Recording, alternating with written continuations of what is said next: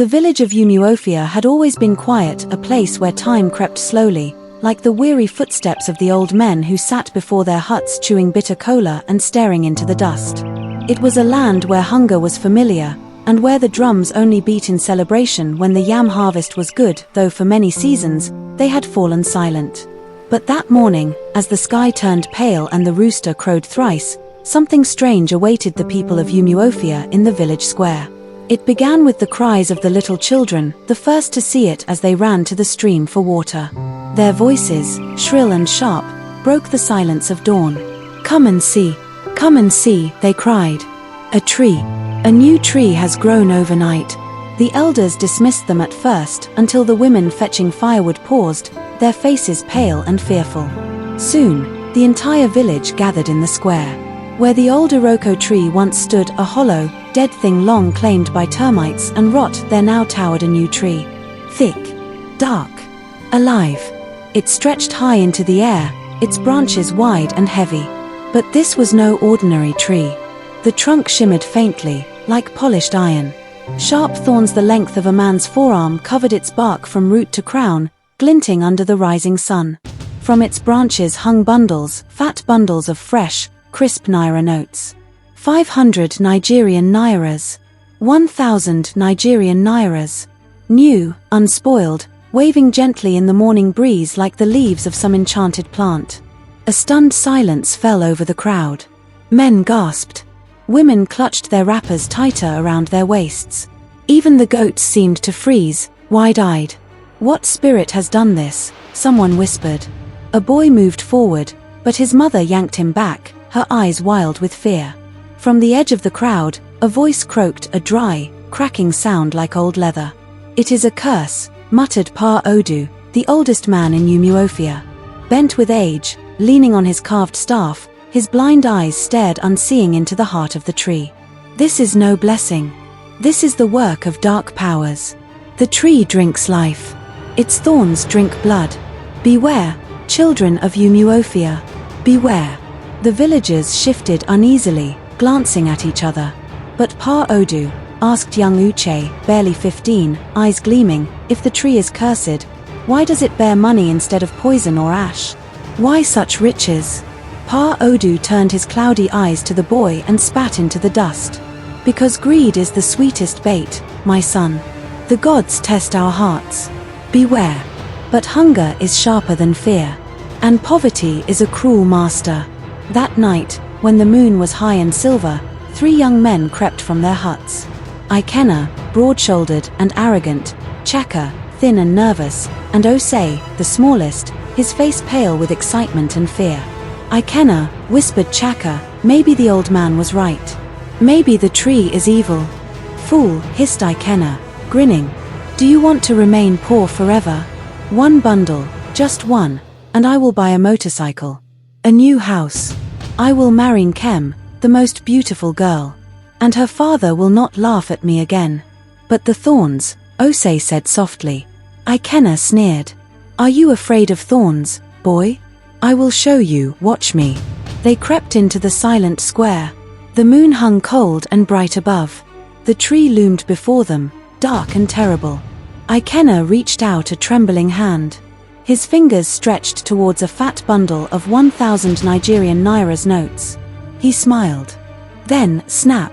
A thorn shot out from the trunk, fast as a striking snake. It pierced Ikena's hand, bursting through his palm. His scream ripped through the night. Blood spurted. His body stiffened, jerking, convulsing. His mouth foamed. His eyes rolled back. Then, stillness. He crumpled to the ground. Dead. Lifeless. His face frozen in shock. Cheka gasped. Osei screamed. "Run!" Chaka shrieked. "Run, Osei, run!" They fled into the dark, stumbling and weeping. At dawn, the village gathered again. Ikena's body lay cold at the foot of the tree. His blood stained the roots. And where he had touched the money, the bundles had doubled, new notes hung fat and heavy, swaying gently as if grown overnight. Fear gripped the people. Mothers wept. Fathers cursed the day the strange tree was born. No one dared approach it. But hunger gnawed at their bellies. The money gleamed in the sunlight, calling to them, whispering promises of riches and ease. On the third night, as the stars blinked in the black sky, a stranger came. He was tall, masked, cloaked in dark cloth. Silent as a shadow, he walked straight into the square while the villagers watched from their windows, holding their breath. Without hesitation, the stranger reached out and plucked a bundle of money from the tree. The thorns curled back, gentle, welcoming. No strike. No blood. No death. The stranger turned his hidden face toward the silent huts and disappeared into the forest beyond. The village exploded in whispers. Who is he? They asked. Why did the tree spare him? Is he a spirit? A god? No one dared follow. Except Adanna, the chief's daughter. Dark-skinned, beautiful as the night, with eyes like storms and courage like fire. She wrapped herself in a dark cloth, slipped into the shadows, and followed the stranger into the forest's heart. Through twisted paths and whispering trees she crept, heart pounding like a talking drum. Strange sounds drifted from the dark, a baby's laugh, the flap of invisible wings, the sigh of unseen beasts. She pressed on. And then, she saw him. The stranger stood before an ancient shrine, forgotten by time. Its stones cracked and crumbling, its symbols glowing faintly with evil light. He removed his mask. Adanna gasped, her hand flying to her mouth. Obinna, the chief's son. Her childhood friend. Her first love. Long thought dead in the great clan war, lost forever. But not dead. Alive. And changed. His eyes glowed pale blue. Strange marks, runes, ancient and terrible, burned upon his chest and arms, pulsing faintly with power. Obinna knelt before the idol of the shrine, a figure carved from wood and bone, smeared with old, dark blood. I have fed you 30 souls, Great One, Obinna whispered, his voice cold and low. The tree bears riches. The village will bow. Soon. I will rule. Just a few more deaths, and the tree will bear gold forever. Adanna gasped. Obinna froze. Who is there? He growled. Adanna turned to run, but a twig snapped underfoot. Obinna spun, fast as lightning. Adanna, he breathed, his face softening. She stood firm, defiant. Obinna, what have you done? His eyes darkened. What I must. What the gods demand. I planted the tree. Fed it with blood. 30 souls, and soon I will be king. The tree will give me everything. Gold. Power. You, Adanna, you will be my queen. She shook her head, tears burning her eyes. No. This is evil. You are lost, Obinna. He smiled, cruel and cold. It is too late. At the new moon festival, 10 more will die. The tree will bloom with golden fruit. All will bow before me. Adanna trembled. But in her heart, a memory stirred, a sacred scroll hidden in her father's hut. A curse breaker. A spell of old.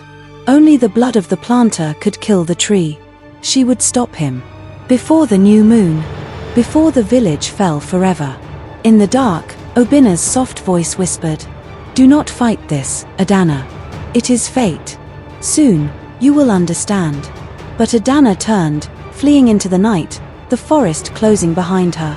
She ran for the village. For hope. For life. Behind her, the cursed tree stood tall, its thorns glinting in the moonlight, its branches heavy with the price of greed. Waiting. Always hungry.